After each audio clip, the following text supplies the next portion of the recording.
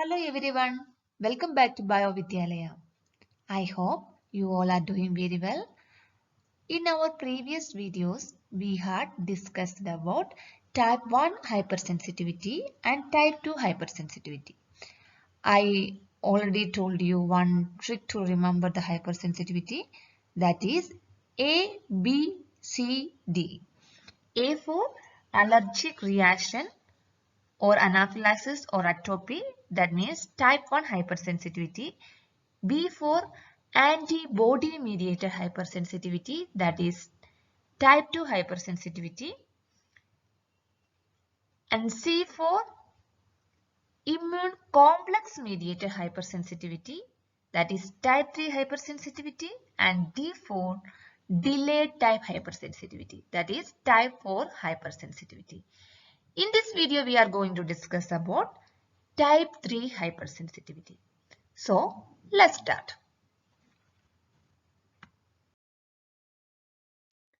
Over response of our immune system will cause hypersensitivity. Here, type 3 hypersensitivity. Type 3 hypersensitivity is also known as immune complex mediated hypersensitivity. What is meant by immune complex? The reaction or the binding of antigen and antibody will form immune complex or antigen-antibody complex. This is the immune complex. Here this is antibody and this green color one is antigen. But the formation of immune complex is normal immune reaction. That's the part of our adaptive immune system. This antigen and antibody complex normally cleared from our body by phagocytic cells. But in some cases, immune complex formation will lead to tissue damaging type 3 hypersensitivity. That is depending upon quantity of immune complex as well as the distribution where that immune complex is deposited. This antigen and antibody complex may be large one or the smaller one. Large immune complex form when there is more than enough antibody is present. When the little antibody is present, then small immune complex will form. This is the large immune complex, this is the small immune complex. Normally, the large immune complex can usually removed by macrophages in liver, spleen and bone marrow. But small immune complex that will remain in the circulation. That will cause type 3 hypersensitivity. And here antigens are soluble antigen. They are not attached to cell. This is the main difference between type 2 hypersensitivity and type 3 hypersensitivity. In the case of type 2 hypersensitivity, antigens are attached to cell. They are the part of cell surface antigen. Here the antigens are soluble antigen. And antibodies involved are mainly IgG. Sometimes IgM also participate. So here in type 3 hypersensitivity reaction occur when smaller immune complexes are produced in so large amounts. Okay. Immune complex that will deposited in tissues and that will cause tissue damage by the activation of complement proteins.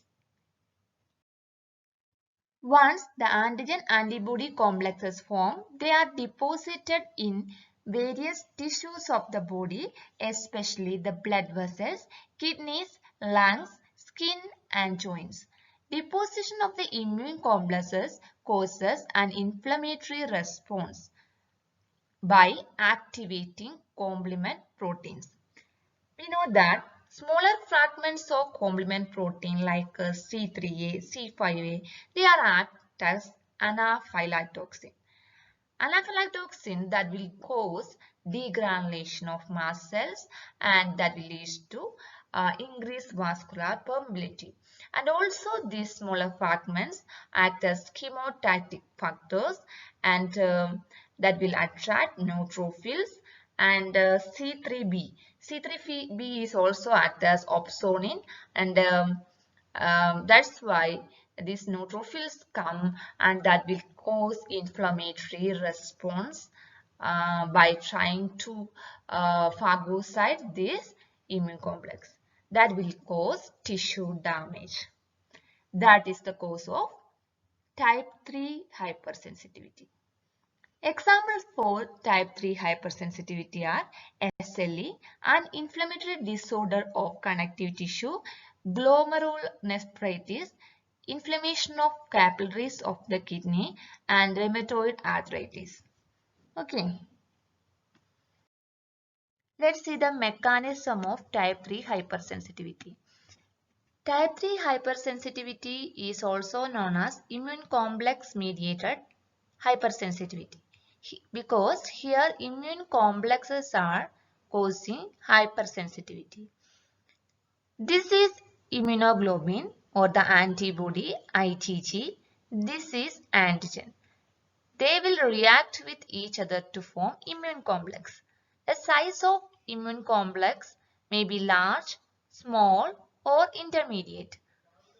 Larger immune complex are usually cleared from our body by phagocytosis, but the smaller and intermediate immune complex will mainly causing type 3 hypersensitivity. This intermediate sized or small sized immune complex that will deposit in tissue and also the walls of blood vessels and that will activate complement proteins. Here complement protein 1 will come that will bind with the Fc region of the antibody that will activate other complement proteins of classical complement activation pathway. On activation, this complement protein will get fragmented into larger and smaller fragments. Mainly the smaller fragments like C3a, C5a, they are act as anaphylatoxin and that will cause mast cell degranulation. Degranulation of mast cell release some chemicals like histamine that will increase vascular permeability. And also this C3a and C5a that will act as chemotactic factor. Chemotactic factor means that will attract neutrophil to the site of immune complex and also this C3b that is act as opsonin that also attract neutrophil. Now the immune complexes are more susceptible for phagocytic cells. Neutrophil will come, they will try to phagocyte this immune complex, but that attempt will become unsuccessful and that will release some lytic enzyme. This lytic enzyme will damage tissues surrounding this immune complex and that will lead to inflammation and type 3 hypersensitivity reaction. So, this is what we discussed. Type 3 hypersensitivity reaction develops when immune complex activate C3a and C5a components of complement system. C3a and C5a are anaphylatoxin that cause localized mast cell degranulation. Degranulation of mast cell releases histamine which increases vascular permeability of blood capillaries. C5a, C3a and C5b67 also act as chemotactic factors for neutrophils, so it attracts neutrophils at the site of immune complex deposition. C3b acts as opsonin by binding with immune complex. We already discussed about opsonin in one of our video.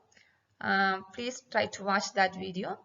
The neutrophil attempt to phagocytose the immune complex, but phagocytosis is not possible because immune complexes are deposited on basement membrane, so the neutrophil release lytic enzyme to destroy immune complex. The lytic enzyme causes tissue damage surrounding of immune complex deposits, resulting hypersensitivity reaction. Furthermore, complement proteins can also contribute to tissue destruction. That is the mechanism of type 3 hypersensitivity. Types of type 3 hypersensitivity reaction. There are two types of type 3 hypersensitivity reaction. One is localized type 3 hypersensitivity reaction and another is generalized type 3 hypersensitivity reaction. Let's see localized type 3 hypersensitivity. Acute arthritis reaction is an example of localized type 3 hypersensitivity reaction. This is acute arthritis. Here you can see that only this part of the body is inflamed, not any other part of the body. Only specific area is inflamed. When antigen is injected or enter intradermally or subcutaneously, they bind with antibody to form localized immune complexes which mediate acute arthritis reaction within 4 to 8 hours. So, localized type 3 hypersensitivity reaction will appear within 4 to 8 hours. And this reaction that will inflame only the site of antigen entry. Only the site of antigen entry is inflamed. Immune complex formation is occur at that specific region, not any other part of the body is inflamed. So that is localized type 3 hypersensitivity. The severity of reaction can vary from mild swelling and redness to tissue necrosis. Another example for type 3 hypersensitivity, localized type 3 hypersensitivity is farmer's length. This is due to the inhalation of actinomycetes from moldy hair. Okay. Generalized type 3 hypersensitivity reaction that will damaging multiple sites of the body. Generalized type 3 hypersensitivity reaction that will affect multiple parts of our body. Immune complexes are formed in circulation and deposited in many places. Here, immune complexes are formed in the circulation. That's why there is a chance to deposit that complex in various parts of our body. So, that will affect multiple sites of the body, multiple parts of the body. That's why it is called generalized type 3 hypersensitivity reaction. We know that in the case of vaccination, booster doses are there for some vaccine. And there is specific interval between first dose and second dose. If we given second dose before that particular time interval, what will happen? Sometimes that will cause generalized type 3 hypersensitivity reaction like serum sickness. For example, in the case of tetanus vaccine. So, examples of generalized type 3 hypersensitivity reaction are serum sickness and rheumatoid arthritis. That will affect, this rheumatoid arthritis will affect joints. Okay, so that's all about this video. Here I am winding up this video. If you like this video and find it helpful, please click the like button, share maximum as possible and comment me your suggestion. And also please ensure that you have subscribed this channel. Keep learning. Thank you.